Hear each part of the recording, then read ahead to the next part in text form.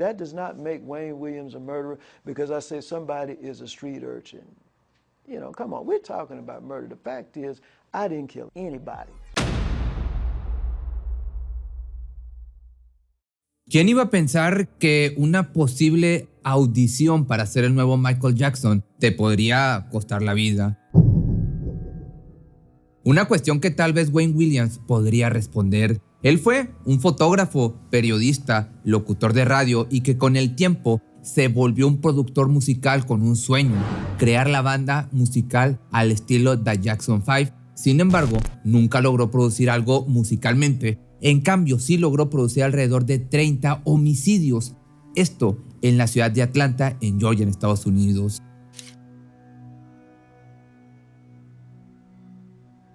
¿Alguna vez te has preguntado qué tan cerca has estado de un asesino? Día a día convivimos con muchas personas como amigos, familiares, compañeros, ya sea de escuela o trabajo, profesores o sujetos que solo pasan en las calles. Al pensar en asesinos seriales se nos viene a la mente una persona alejada de nosotros, cuya vida no tiene referencia a la nuestra. Sin embargo, piensa en lo cerca que puedes estar de un asesino en serie.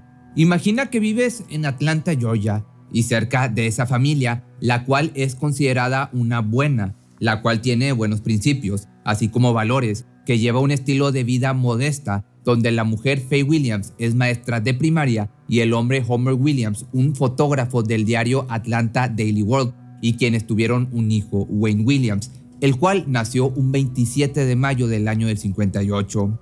Ahora imagina que ves a ese niño, a quien se le conoce como uno prodigio, que cursando la secundaria logra desarrollar un interés en la radio a los 13 años y que poco a poco logró construir su propia estación radial casera llamada Rap, desde donde realizaba una mezcla de música y noticias. Has visto crecer a ese niño y quizá tengas una imagen de él como que es un buen estudiante y sin lugar a dudas tendrá un futuro prometedor en los medios de comunicación, ya sea en el periodismo, en la fotografía o en la radio, sin tener la mínima noción de la verdadera persona que es. Poco a poco ves cómo ese niño se empieza a convertir en un joven que, además de tener un gusto por la radio, le nace explorar el periodismo y la fotografía. Sin embargo, la Rap fue un proyecto que logró desarrollarse, así como tener un alcance tan bueno que logró que los padres de sus amigos, algunos conocidos, además de algunos de los dueños de tiendas de la zona, invirtieran algo de dinero en esa estación radiofónica. Eres testigo de una mente prodigiosa, digna de admiración, ya que con poco tiempo logra hacer de la Rap una estación sólida, la cual llegó a convertirse en la RAS.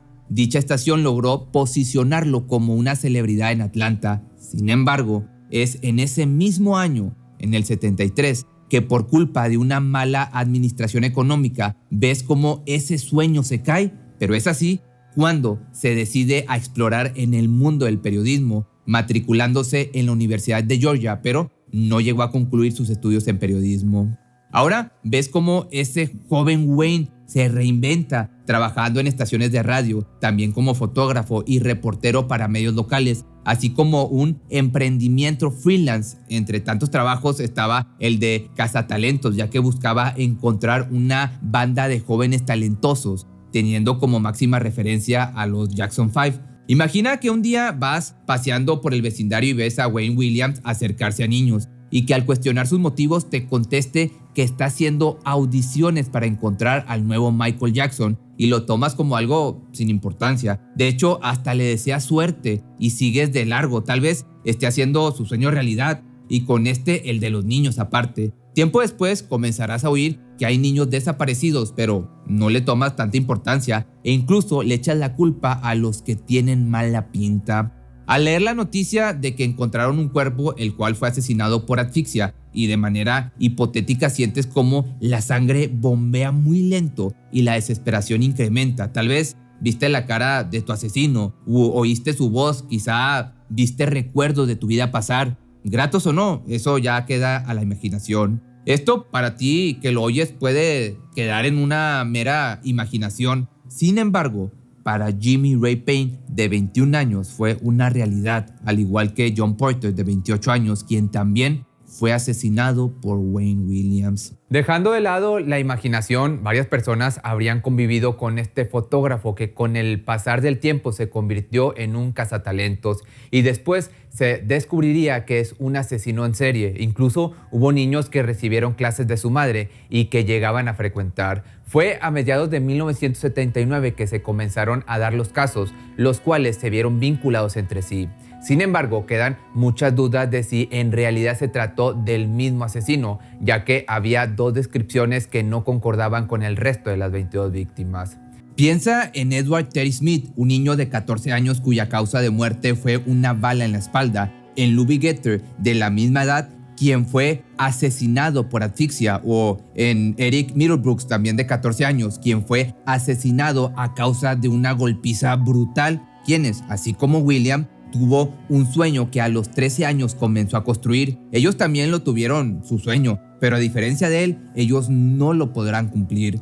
Fue el 28 de julio del año del 79 que en una zona boscosa de Atlanta sus cuerpos fueron encontrados.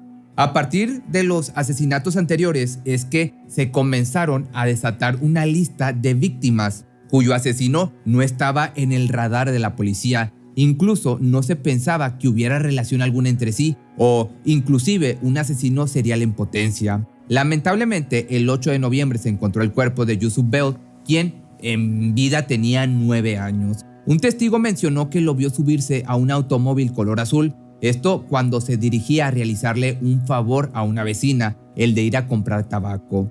En el mismo mes se encontró el cuerpo de la siguiente víctima, la cual se dirigía al banco en una bicicleta, esto por orden de su madre. ¿Quién iba a pensar que al mandar a tu hijo, vecino, hermano o alguien a que te realice un favor, lo estarías mandando a las garras de una bestia y que ya no lo volverías a ver, al menos con vida? Estas desapariciones y encuentros de cuerpos llevaron a que en marzo de 1980 se comenzara a hablar en la prensa estatal y nacional sobre un asesino de niños de Atlanta. Ese año ocurrieron múltiples desapariciones y asesinatos, como la de Jeffrey Mathis, de 11 años, Aaron Wish, de 10 años, y a quienes se les vio subir a un automóvil azul, teniendo como referencia que era un Chevrolet. Además de otro factor común, el cual es que había un hombre negro al momento de su desaparición, ya sea que hablara con el niño o que estuviera dentro del vehículo acompañado de alguien más. A lo largo de los meses se sumaron más víctimas a la lista, teniendo otro factor común, su afrodescendencia, pero no fue hasta finales de mayo de 1981 que se agregara la última víctima, llamada Nathaniel Carter, quien tenía 27 años. Él fue visto por última vez en la entrada del Teatro Rialto en Atlanta y una persona atestiguó que se encontraba tomado de la mano con Wayne Williams. Ese testigo era Robert Henry, un jardinero del inmueble. Este caso llegaría a manos del detective Chet Dellinger, quien se encargó de crear un mapa, esto con el fin de situar a las víctimas en un espacio geográfico y de esta manera tener un parámetro en la ciudad de los desaparecidos y cuerpos encontrados. Esto desata que se logrará percatar de que había una conexión geográfica, el Memorial Drive y 11 calles principales de Atlanta, y no solo eso, también que las víctimas se podían llegar a conocer entre sí. Durante esos 3 años, que son el 79, el 80 y 81, hubo una labor policíaca de más de 100 policías, llegando a producir varios toques de queda, además de un pánico generalizado, esto en Atlanta, en Georgia, llevando a que los padres tuvieran extrema precaución con sus hijos, no dejándolos salir ni siquiera a jugar, esto a consecuencia de que las desapariciones se habían realizado a plena luz del día, además de que en esos años había un odio racial hacia la comunidad negra en Atlanta. El FBI se unió a la policía en la vigilancia de puentes en Atlanta, esto porque se sostenía que el asesino era afroamericano, fungiendo como una pista principal y que en cualquier momento iba a arrojar algún cuerpo al agua con el fin de ocultar cualquier evidencia. No fue hasta el 22 de mayo del año del 81 en el puente del río Chattahoochee que detuvieron al fotógrafo independiente y cazatalentos Wayne Williams, quien en ese momento contaba con la edad de apenas 23 años, esto después de oír chapoteos en el agua.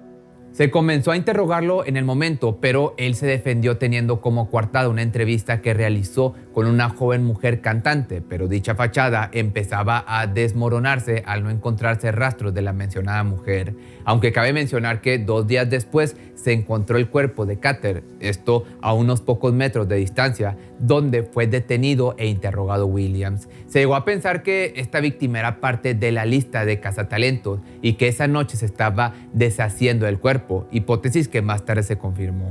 Al iniciar la carpeta de investigación y analizar el auto en el que iba, se encontraron fibras de la alfombra de la casa de Williams, mismas que se encontraban en su auto y en las víctimas. Aunque esto no determina una prueba contundente en las acusaciones del sospechoso, más bien demostraba que los materiales correspondían al mismo lugar de fabricación. Pero no fue hasta el 21 de julio que fue arrestado, siendo acusado por homicidio calificado en primer grado por la muerte de Nathaniel Carter y Jimmy Ray Payne. Su juicio daría inicio el 6 de enero del año del 82, esto de manera oficial teniendo como prueba principal las fibras de alfombra encontradas en su auto y en algunas víctimas, las cuales pues obviamente concordaban con el material de la que estaba hecha la alfombra de su casa.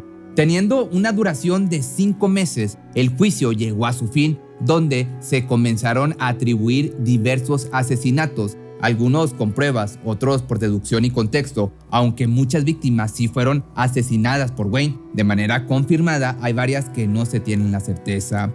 Wayne Williams se ha declarado inocente hasta la fecha, como siempre te digo que suele suceder con este tipo de personas. Incluso varios familiares de las víctimas a las que se le atribuyeron le han creído su inocencia, tomando otras rutas de investigación para así tener la certeza de quién es el verdadero culpable de la muerte de su ser querido.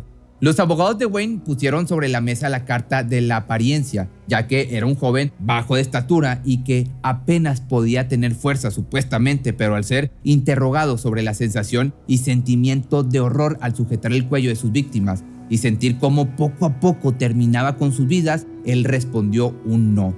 No se horrorizó al cometer semejante atrocidad, lo cual, en mi opinión, lo hace culpable, pero esto dímelo al final del video.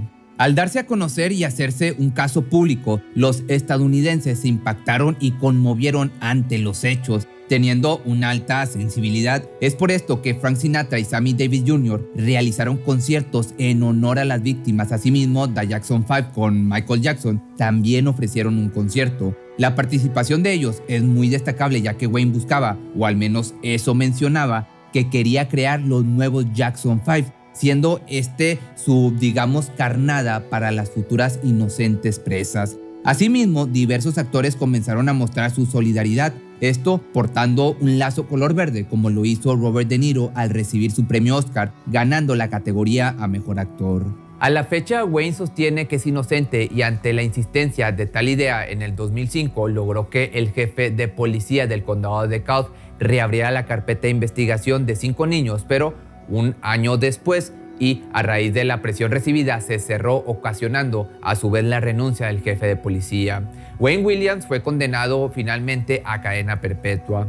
Estos hechos no han tenido una explicación mediática tan marcada, como lo puede ser a través de documentales o incluso alguna historia ficcionada. Sin embargo, a finales de 1982 se publicó un libro, el cual se tituló La evidencia de cosas no vistas, escrito por James Baldwin, donde presentó una historia real del caso y el juicio de Williams, así como una investigación del odio racial de aquellos años. La inocencia de Wayne sigue siendo un tema, evidentemente, el cual muchos apoyan y otros tantos condenan la sola idea de considerarlo, pero no es hasta el año 2019 que se tuvo registro de un intento de reapertura del caso con el fin de demostrar su inocencia o en todo caso su contundente culpa. En Netflix se encuentra la segunda temporada de Mindhunter misma, donde el papel antagónico lo tiene Williams y en donde 2 agentes pioneros del FBI realizan su estudio del caso, creación de un perfil psicológico, llegando a su captura. Una vez expuesto este caso, ahora tú dime, ¿crees que hubo suficientes pruebas para capturar y señalar a Wayne Williams como un asesino en serie? O, no sé, ¿acaso la policía y la ciudad en general ocupaban un responsable, siendo él un joven que cumplía con el perfil para ser adjudicado con más de 25 asesinatos? Tal vez sí cometió asesinatos, pero ¿tantos como para ser nombrado un asesino serial? A veces los asesinos son los menos sospechosos, quizás pueda ser un fotógrafo, algún reportero local, incluso una voz que escuches salir de la radio o quizás, no sé, un youtuber. Pero si te gustó este video, no olvides seguirme en mis redes sociales y nos vemos el día de mañana o el lunes en un nuevo video.